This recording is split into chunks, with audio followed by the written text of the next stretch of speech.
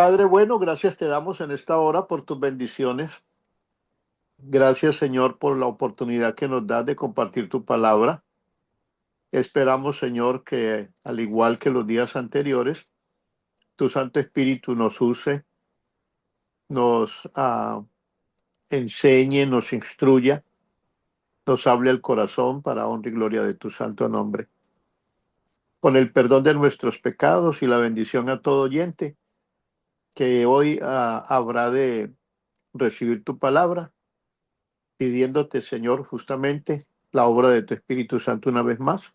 Quedamos en tus manos de amor. En el nombre soberano y puro de nuestro Señor Jesucristo. Amén y amén y amén. Buenos días, hermanas y hermanos. Dios los bendiga. Bueno, todo tiene, no hay fecha que se cumpla, ¿verdad? Que no se cumpla. No hay fecha que no se cumpla, todo tiene su final. Hemos llegado justamente al último día. Ha sido una semanita, por demás decirlo, interesante, bendecida. Y bueno, aprovecho una vez más para expresar mi gratitud con mis hermanos y hermanas del canal. Vamos a comenzar en esta mañana con el tema de la parte final del capítulo, porque vamos a hablar de la última parte del capítulo 14 de Apocalipsis, la perseverancia de los fieles y santos. Vamos a hacer un pequeño recorrido rápidamente para que nos ubiquemos en el contexto, vamos a decirlo así, total del estudio de este capítulo interesante. Bien, después de los 3 mensajes angélicos, Juan vuelve a describir el carácter del pueblo de Dios. Mientras el mundo se divide por la adoración y la lealtad, Dios presenta a un grupo que permanece firme hasta el final. Luego ofrece una hermosa promesa para quienes mueren confiando en Jesucristo. Voy a repetir. Luego ofrece una hermosa promesa para quienes mueren confiando en Jesucristo. La bienaventuranza del descanso y la esperanza de la resurrección. Recordemos que eso está en el versículo número 12 y ese va a ser nuestro texto clave en esta mañana. Apocalipsis capítulo 14, 12 y 13 dice: aquí está la paciencia de los santos, los que guardan los mandamientos de Dios y la fe de Jesús. Wow, a mí me parece muy interesante, hermano, este versículo, la verdad. Yo diría que sería como el centro, la división, o el núcleo del capítulo por una sencilla razón, porque arranca enseñando los 144,000, sus características y todo. Ellos están en el monte Sión con el Cordero, lo siguen por donde quiera que va, en su boca no fue hallada mentira, son sin engaño, son sin mancha. Luego comienza el mensaje del juicio final. Luego pasa por la caída de Babilonia, y el último mensaje de los 3 ángeles de este capítulo habla acerca de la adoración, la marca de la bestia y los que le adoran o le siguen y todo lo demás. Y después de ese periodo interesante, llega el versículo número 12 como para dar un descanso, como para traer como una esperanza bonita, como esa promesa interesante. Aquí está la paciencia de los santos, en los que en medio de la prueba y las dificultades que sin duda alguna tendrán o tendremos que enfrentar en los últimos días de la historia de este mundo, los que guardan los mandamientos de Dios y tienen la fe de Jesús. Pero dice Juan que en el mismo versículo oí una voz que desde el cielo me decía: escribe: bienaventurados de aquí en adelante los muertos que mueren en el Señor.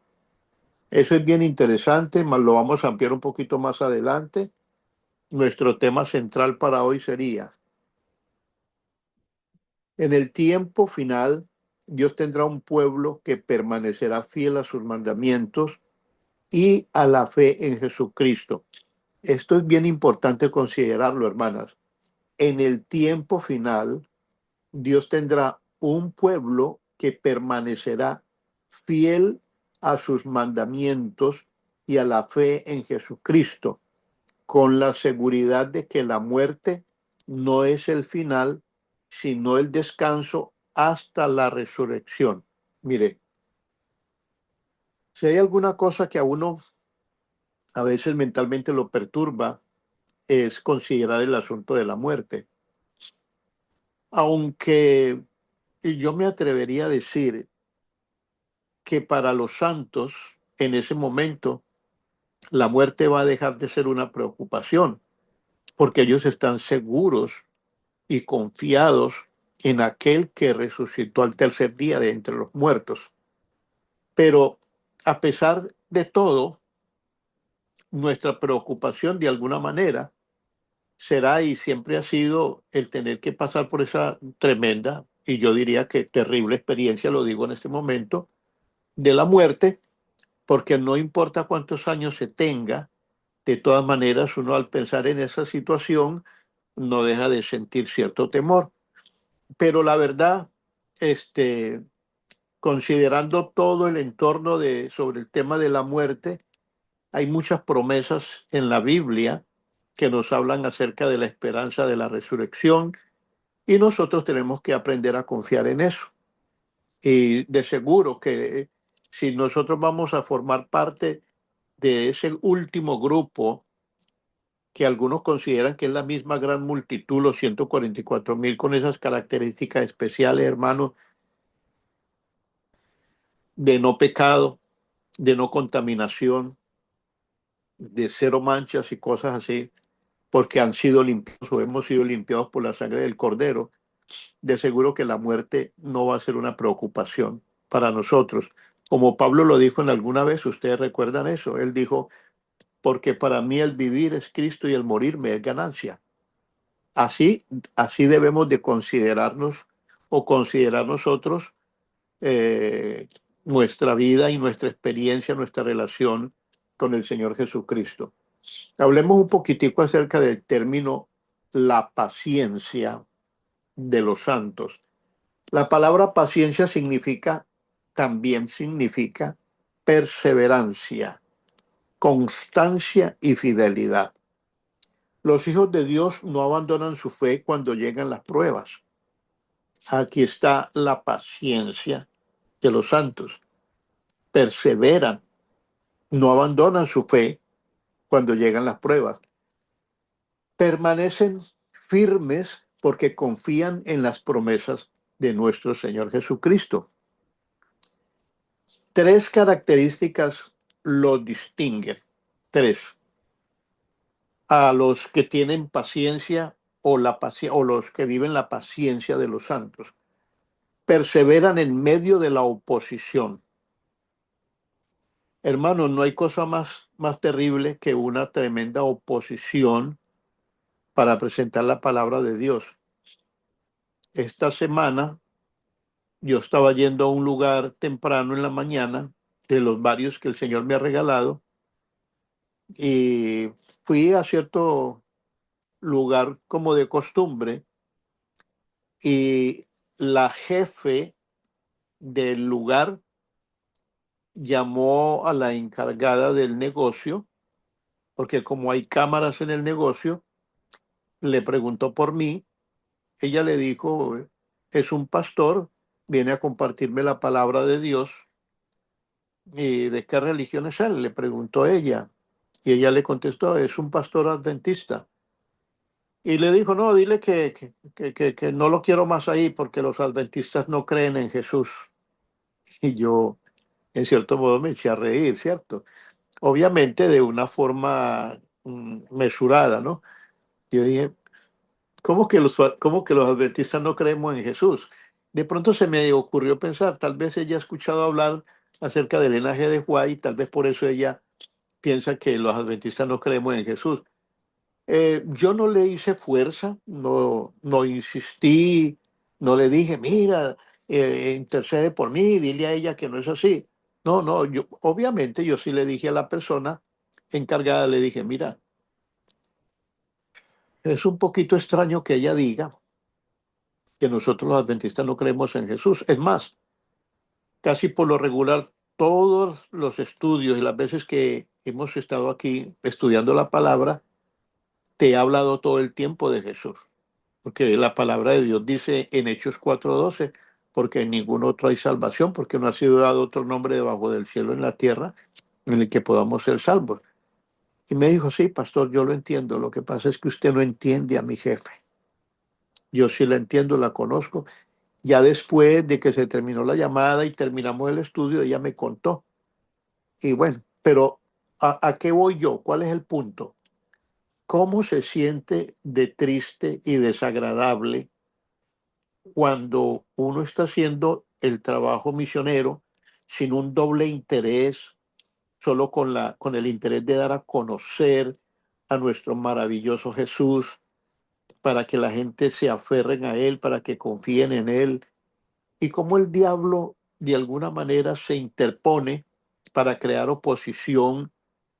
Se siente bien feo, bien desagradable. Obviamente, ese día yo oré con la persona del lugar, oré por su jefe, le dije al Señor, ten misericordia de ella, en fin, pero quedamos con la persona de que nos íbamos a poner de acuerdo porque ella descansa los lunes y probablemente voy a ir a su casa a seguir estudiando con ella, si Dios me lo permite.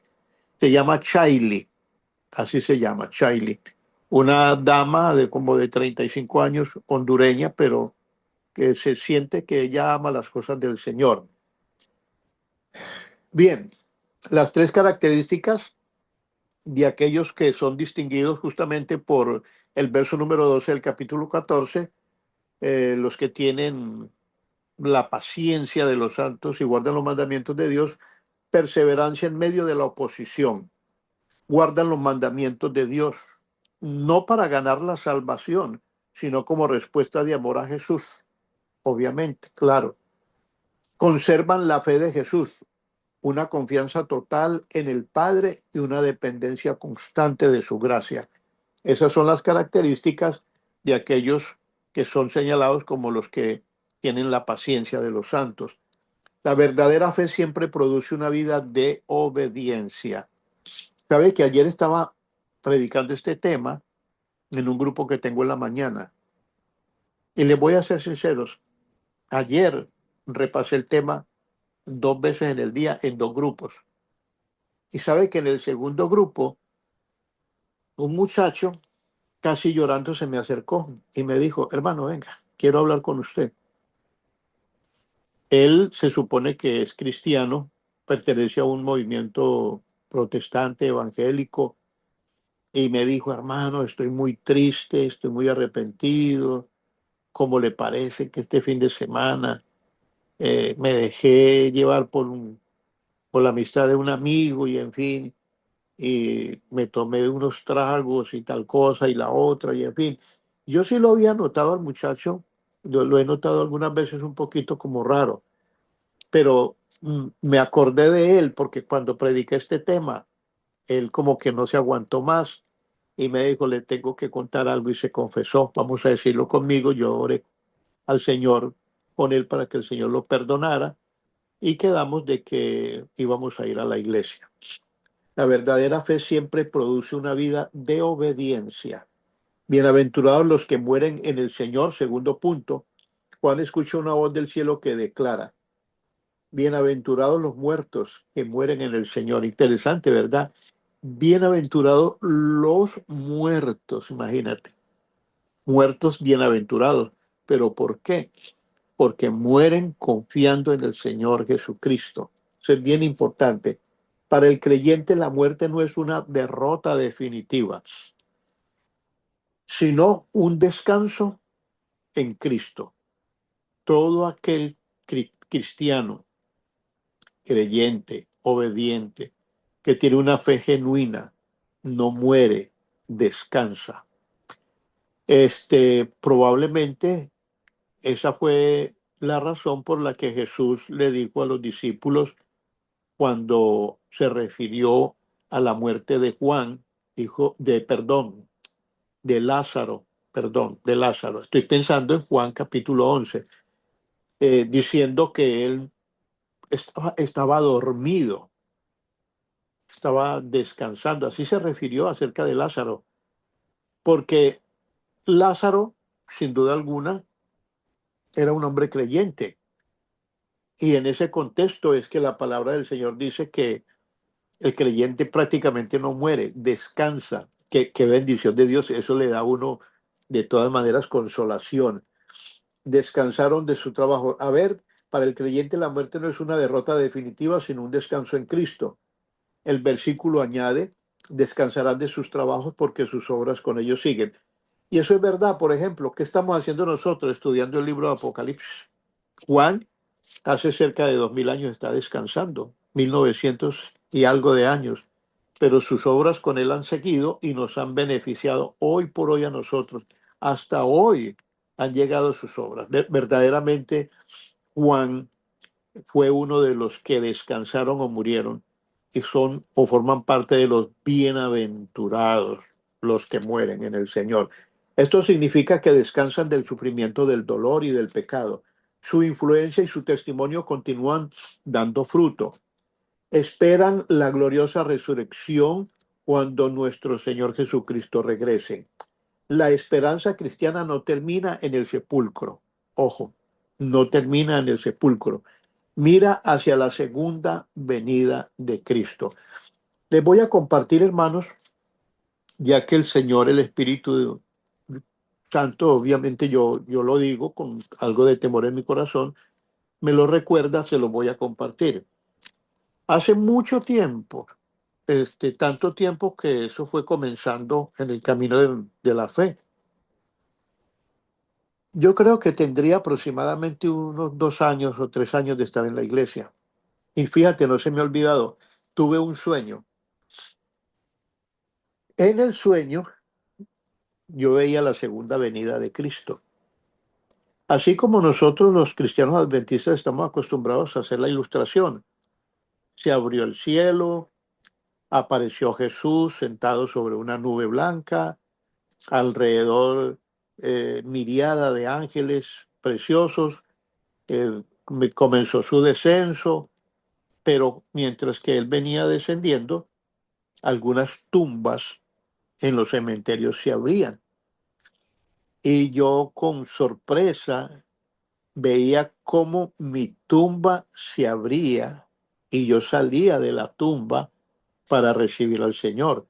Ahora, es bien claro que era la segunda venida, porque en la tercera venida el Señor viene con la Santa Jerusalén y en este sueño Él viene sobre una nube, tal cual dice Mateo 24 o Apocalipsis 1:7.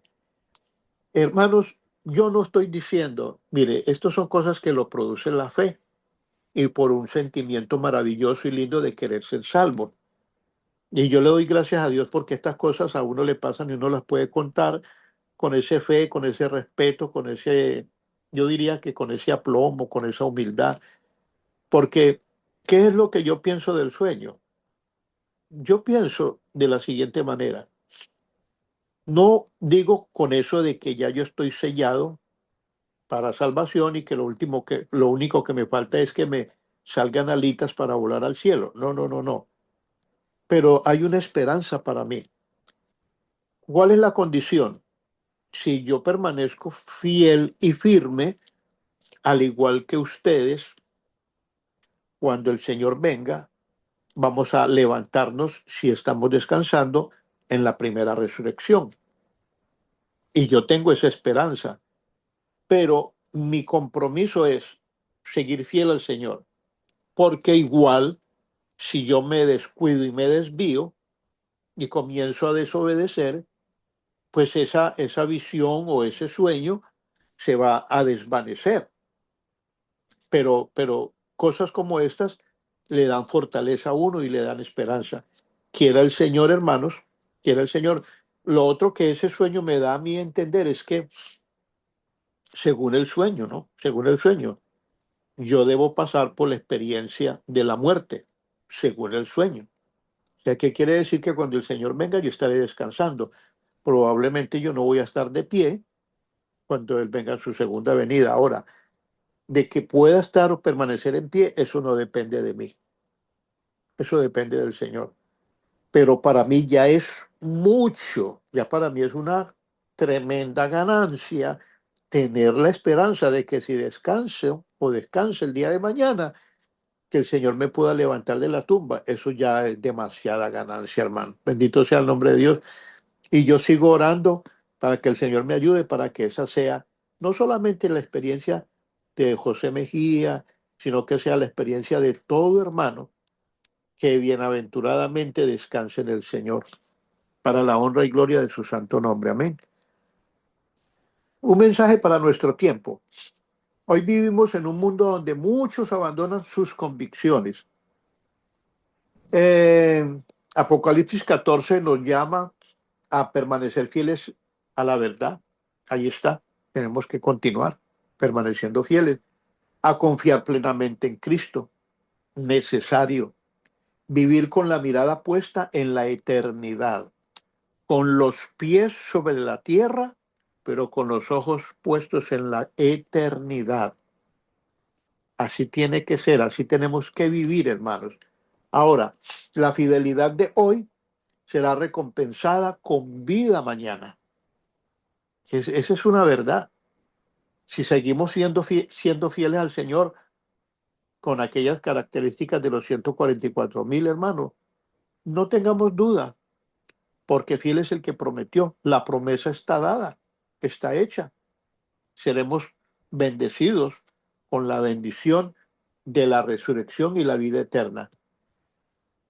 Hermanos, el capítulo termina muy curiosamente. Este capítulo es bien interesante, hermanos.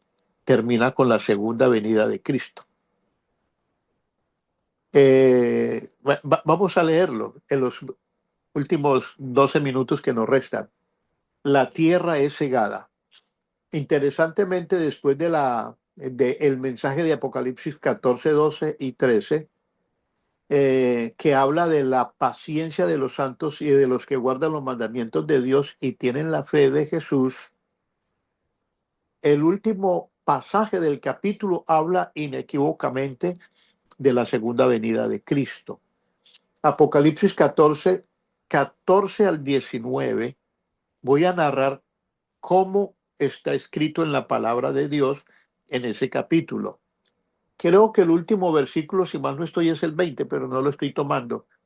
Estoy tomando hasta cierta parte nomás para hablar acerca de lo que respecta a la intención del capítulo, que es la segunda venida de Cristo.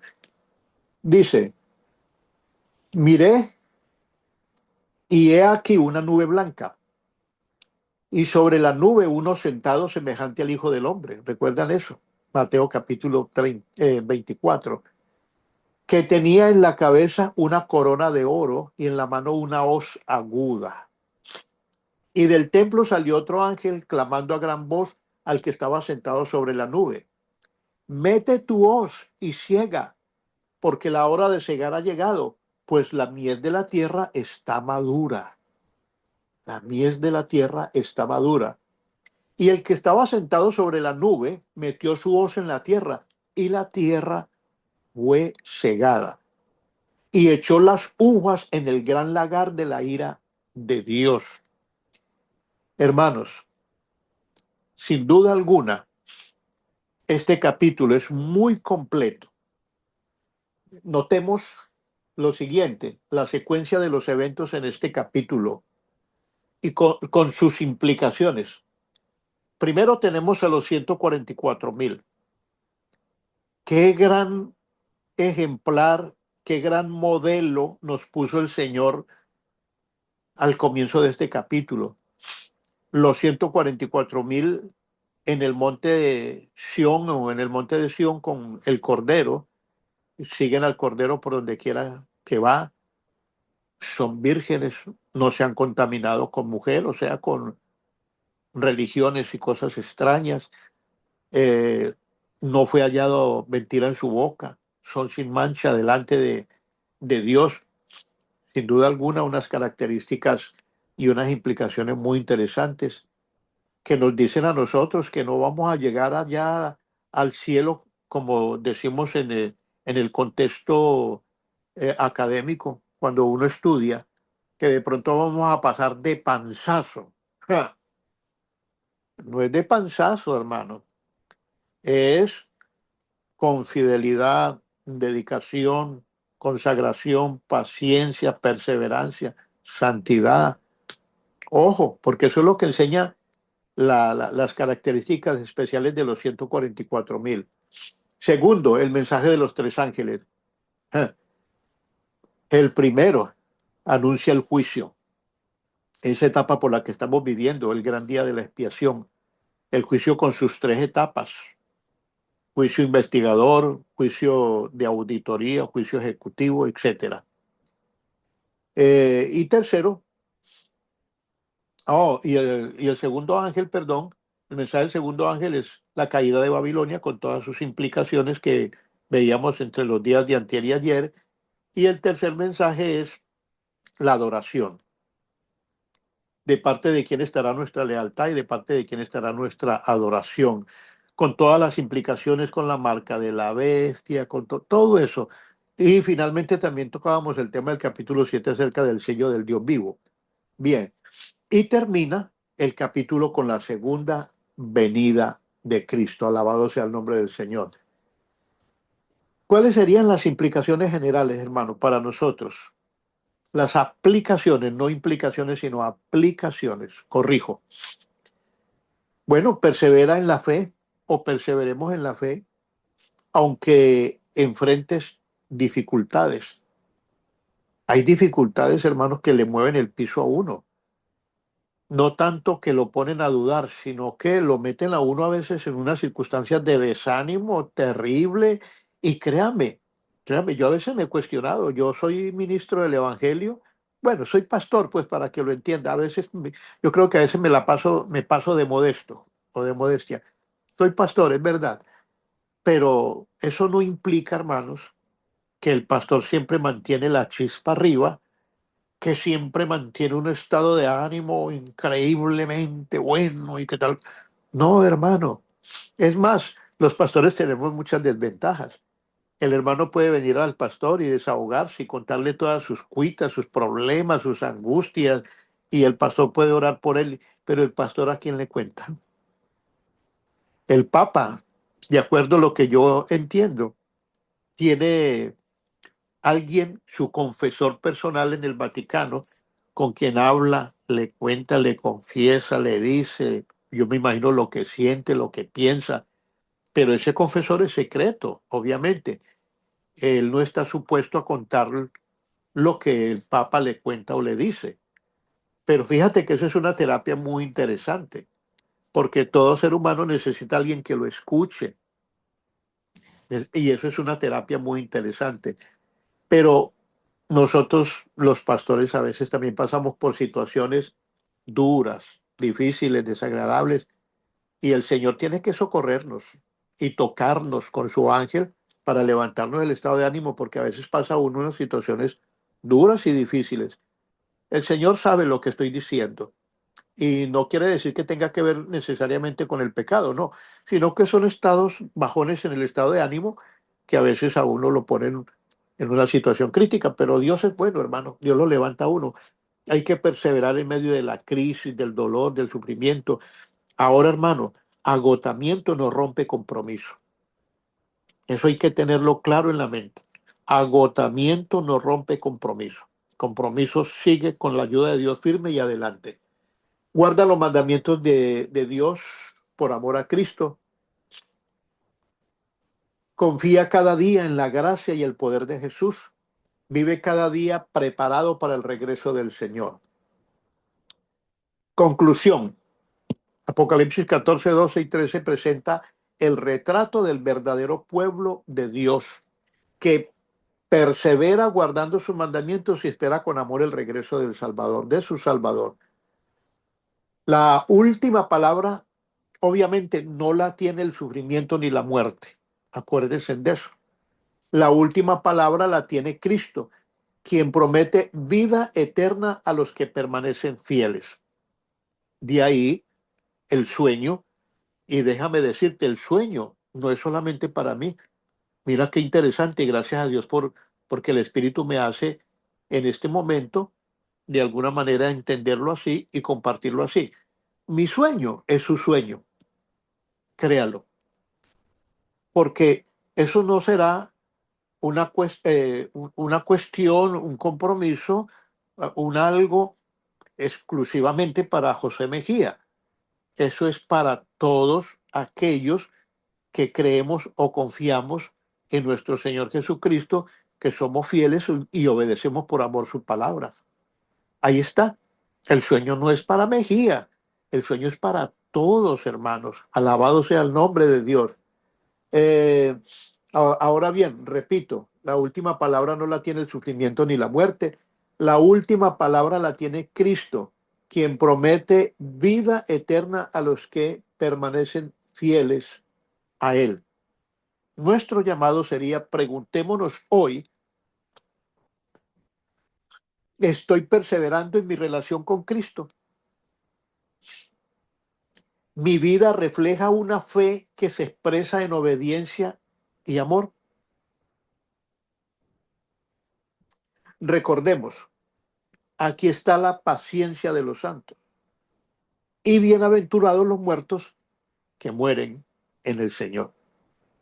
Yo quiero, por la gracia de Dios, obviamente, si el sueño es fiel y verdadero, que creo que así lo es, yo quiero ser uno de los muertos bienaventurados, que yo pueda descansar en el Señor Jesucristo. Será el más grande privilegio que el cielo me otorgaría o me otorgará, si así llega a ser finalmente mi descanso. Queridos hermanos, llegamos al final. Con esa esperanza, vivamos fielmente hoy, sabiendo que muy pronto veremos a Jesucristo cara a cara. Terminé con la nariz tapada. Estoy pasando un poquito de alergia, pero el Señor es bueno. Después les cuento algunas cositas que tienen que ver con todo eso de la respiración, del oxígeno, del aire. Después les cuento qué es lo que está pasando. Vamos a orar. Vamos a orar. Padre amado, gracias te damos en esta hora por tus bendiciones, por tu amor, por tu misericordia. Gracias por la compasión y la ternura con que tú tratas a tus hijitos en la ancha faz de la tierra. Gracias por la esperanza de salvación y vida eterna. Gracias por la paciencia de los santos. Gracias porque los santos pueden o podemos obedecer por amor los mandamientos de Dios y podemos tener la fe genuina de nuestro Señor Jesucristo. Gracias, Señor, por todo el contexto del capítulo 14 de Apocalipsis, con todas sus implicaciones, por lo que nos ha enseñado.